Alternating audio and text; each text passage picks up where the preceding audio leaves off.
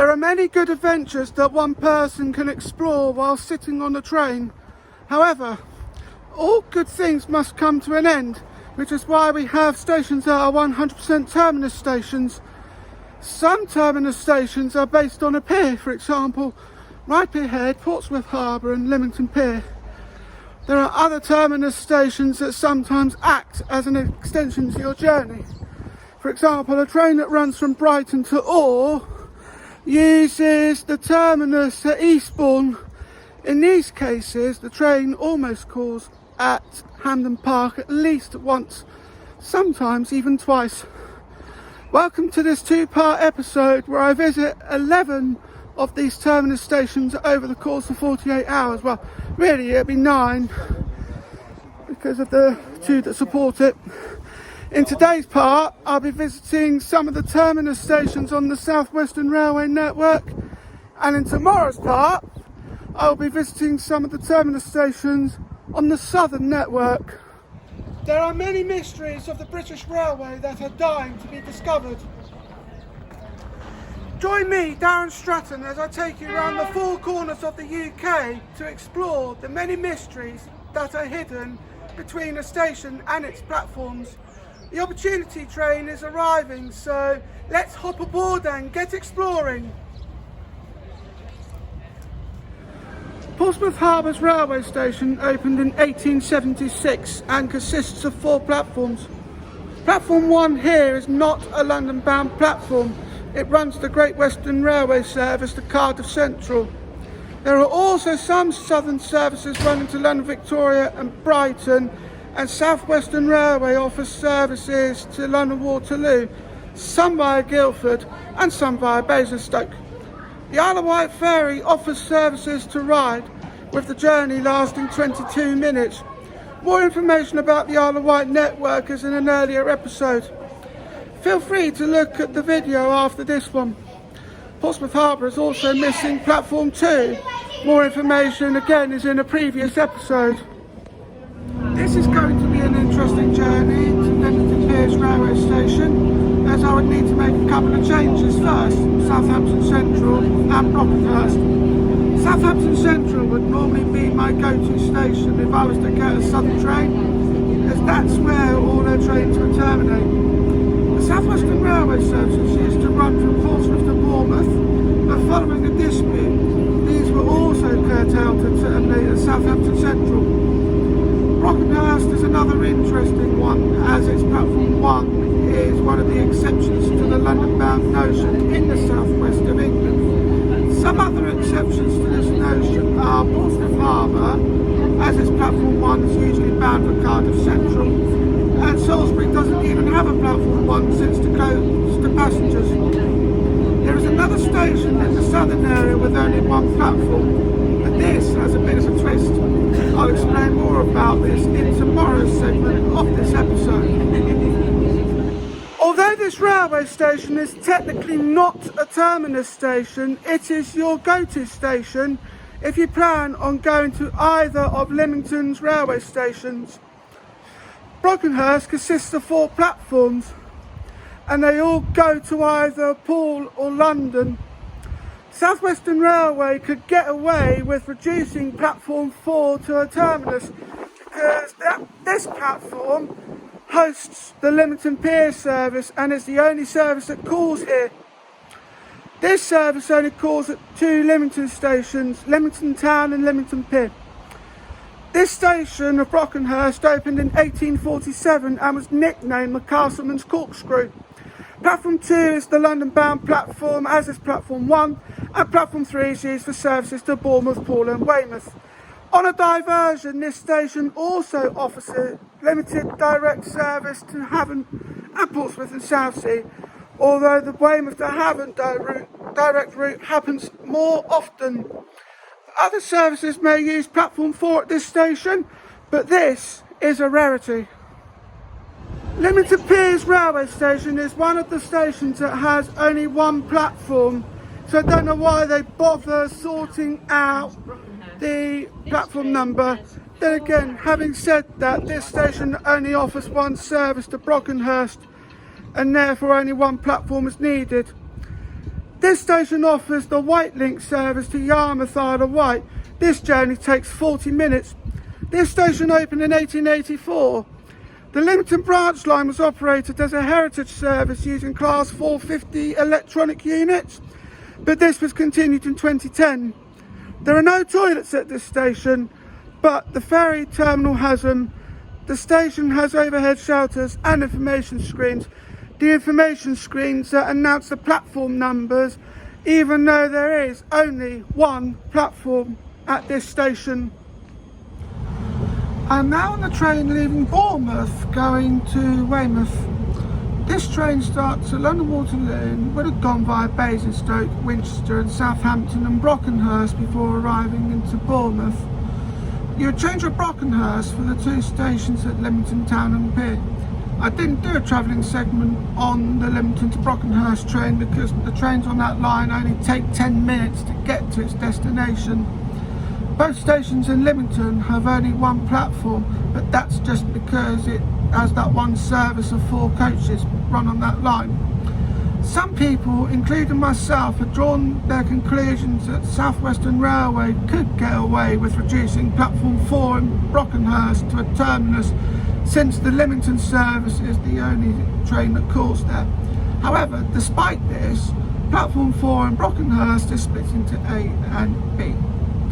And at the moment, the trains are being diverted because there's engineering works going on, so what would have gone via Bournemouth is now going via Guildford and Havant. Weymouth Railway Station is the terminus based in Dorset. It consists of 3 platforms and offers Great Western Railway services to Gloucester. It also offers South Western Railway services to London Waterloo via Southampton Central and Basingstoke. There were 6 platforms at Weymouth Railway Station, but what then happened to platforms 4 to 6 remains a mystery. The present day platform 1 is for Great Western Railway services to Gloucester, and platform 2 and 3 are for South Western Railway services to London Waterloo and Southampton. There is another disused station nearby. Weymouth Keys opened in 1865 for goods and in 1889 for passengers and closed in 1999, although it could be reopened, but the answer to when or if remains unknown. There are other places where their stations split across the land, and more details will follow in a later episode. Well, this is something worth noting here, even though I mentioned it in earlier parts of this episode. I am now sat on a train that goes directly from Weymouth to Havant. This isn't usual, since I would have to change at Southampton Central first, but I won't complain, since this means that I can go direct, even though SplitSave has broken my journey up into 2 tickets. Well, I have 2 choices here. I can either go all the way into Havant, which means I would have to find another way to get back home, or I can sacrifice the direct link to Havant and change at both Southampton Central and Hilsea, which means I can get to my home station, which is Hampton. My choice here is to go all the way into Havant because I would prefer to use all my ticket and not waste any of the journey unless I absolutely must. Join me for day 2, where I look at 6 terminal stations on the Southern network and include the station where I must change at in order to access one of them. There are many good adventures that you can expect when travelling on a train. There is so much to see amongst all the many of natural beauty. However, all good things must come to an end, and this is where a terminus station comes into play. They end the journey in a most pleasant way. However, don't be fooled by some of the terminus stations that may extend your journey. There are 2 stations in today's part of the episode that do this, and I'll explain about them both when I get there. There is another terminus station in this episode that forces you to change at the station before it. This is because that is your only ticket in and out of the terminus station that lies ahead of it. Yesterday, I visited 3 terminus stations that are on the South Western Railway network. Today, I'll be visiting 6 terminus stations on the Southern network and work out which ones end your journey and which ones extend your journey. Typically on a Sunday service, a southern service running from Brighton to to Portsmouth Harbour would run on a stopping service calling at every station on the line, well, except Hilsea. This is where day 2 of my travelling would start. Since I figured that I'd be changing at the station before this one, I thought I might as well cover this station as well, since I can then work out exactly what happened to the line and what caused that to happen. There have been a few exceptions, however, where trains have travelled directly to Bognor Regis, but I will look at that when I arrive at that station. The stopping service from Brighton to Portsmouth Harbour takes about 90 minutes to complete. The station here in Barnham offers services across the south of England and also hosts a couple of Great Western Railway services, one to Great Malvern and the other to Bristol Temple Mead. However, more interestingly, this station offers a one-station service to Bognor Regis. In fact, Bognor Regis, this station is your only ticket going in and out of Bognor Regis, and you must change here if you're going there. Platform 3 is the southern services going to London, Victoria, Brighton and Littlehampton. Platform 2 is for southern services that run to Chichester and eventually into Hampshire, and Great Western Railway services for Somerset and Worcestershire.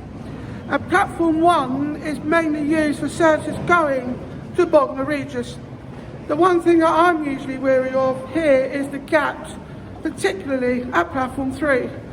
But still, these gaps have nothing on the gaps at Platform 1 in Portsmouth and Southsea.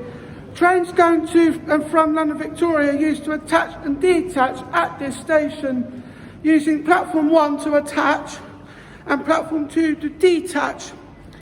This duty has since moved across to Horsham, although there have been some exceptions. Bognor Regis is another interesting station, as it's one that can only be accessed with a change at Barnham.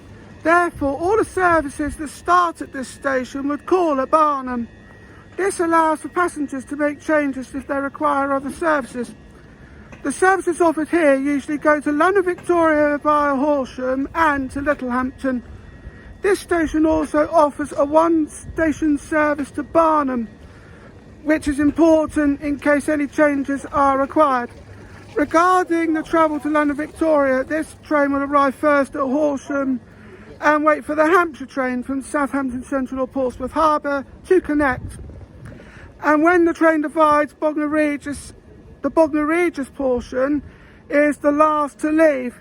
This is because the Hampshire portion of the train goes straight to Barnham, whereas the portion that comes back here, which is formed of 4 or 8 coaches, calls at the stations in between.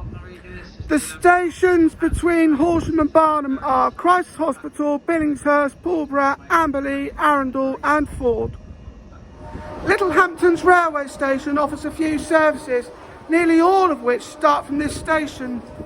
But there is one service that calls here and continues to Brighton, and this is the 2240 service that runs from Portsmouth Harbour, or starts at Portsmouth Harbour. The other services include a stopping service to Portsmouth and Southsea, a slow service to London Victoria via Hove, and a stopping service operating to Bognor Regis. Replacement bus services operate from this service too. This occurs when engineering work start in the Barnham area and the Hampshire trains rerouted to terminate at Bognor Regis instead. Littlehampton's railway station consists of 4 platforms. Usage of each one depends on the length of the train. The shortest platform can fit 7 coaches and the longest 2 can fit 12, although that length of train doesn't usually pass through to Littlehampton. The Bognor Regis and Portsmouth and Southsea services would either have 3 or 4 coaches, and the services to London Victoria via Hove would usually have 8. Thameslink services also use this station at peak times.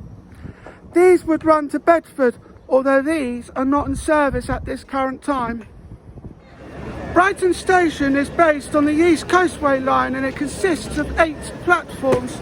This station plays a host to a multitude of trains running in the south and southeast of England, and it's also the start of 2 Great Western Railway services to Great Malvern and Bristol Temple Mead. This journey takes about 5.5 hours. if running to Great Malvern, or about 4 hours if running to Bristol Temple Meads. The two middle platforms are the London bound platforms here. Platform 1 has the train that runs to Portsmouth Harbour and the two GWR trains. This station also offers a one-stop service to Hove, which allows for passengers to change for service to Littlehampton. This is also the start of the Thameslink service to Bedford, offers services to Ashford International via Hastings, and offers more local services to Seaford, Eastbourne, Hastings and Orr. More information about the GWR service running to Great Malvern, as this is important.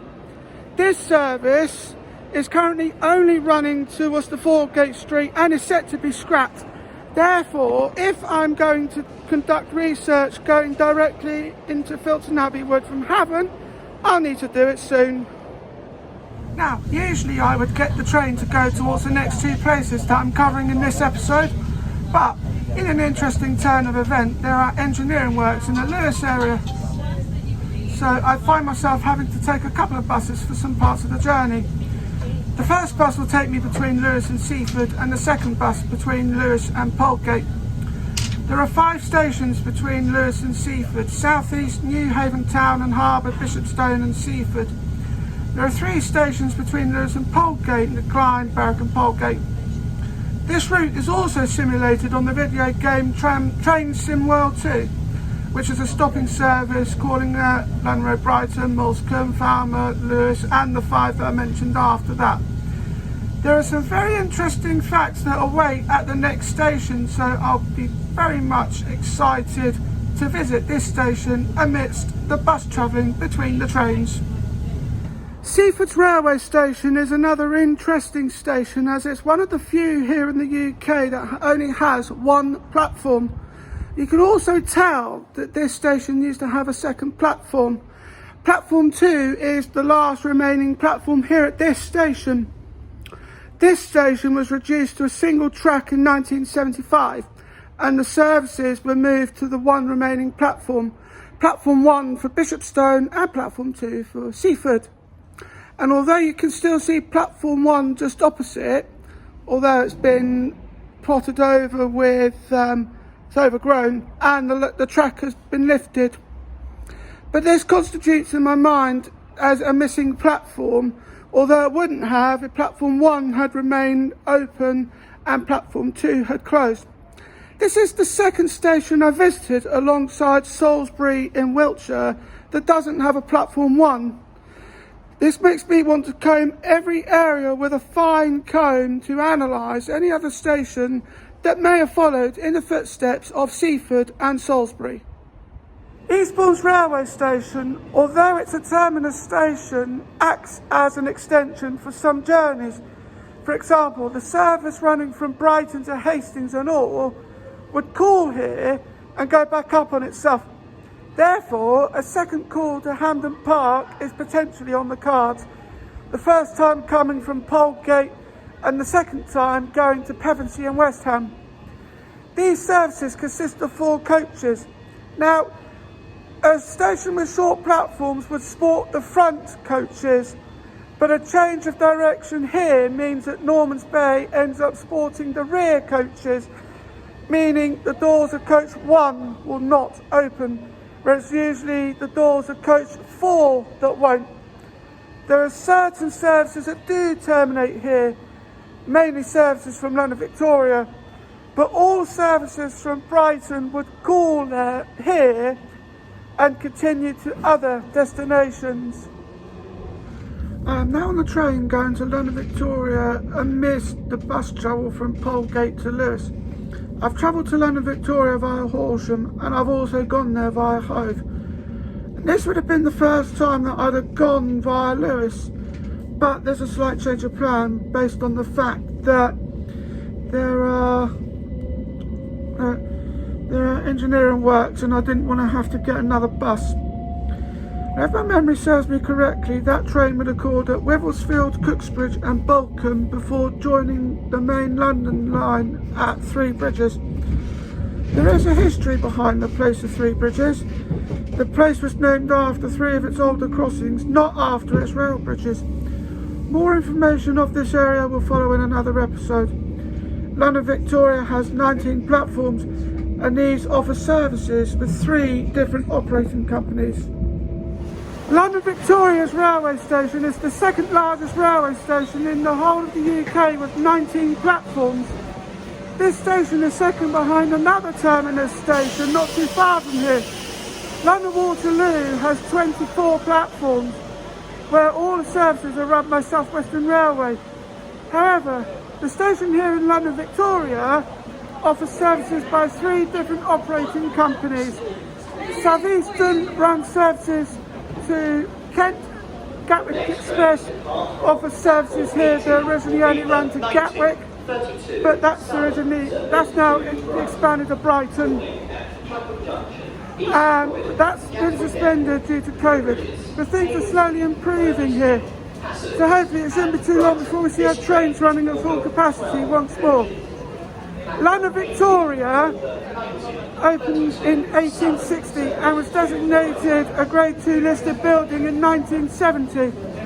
There is also a coach station just 300 metres southwest of the station, which offers coach services internationally, mainly the mainland areas of Europe, including all areas of the UK. So I'm now heading back home on the train that goes to Brighton, and I originally would have done this on the train that went to Hampton, but because of all the circumstances of engineering work and to avoid making unnecessary changes at Worthing, I've figured that I'd do this one instead. It's also worth reiterating here that I have a day pass ticket that only works on the Southern network, so I had to get a return ticket from my home station in Hampton to Warblington because this ticket only works on the stations managed by Southern. I have enjoyed myself today despite having to catch a load of buses, as it allowed me to look back at some of the stations which I hadn't visited yet. It's also interesting to find a station with only 1 platform which isn't platform 1. I hope you enjoyed the 48-hour tour around 9 of the terminal stations located here in the south of England and the 2 mandatory changes that link them. Join me in the next episode where I look at the 2 stations in Newhaven Town and Harbour. And I'll also take you into the third station in Newhaven, which has since fallen into a state of disuse. I've been Darren Stratton and I would like to thank you for watching.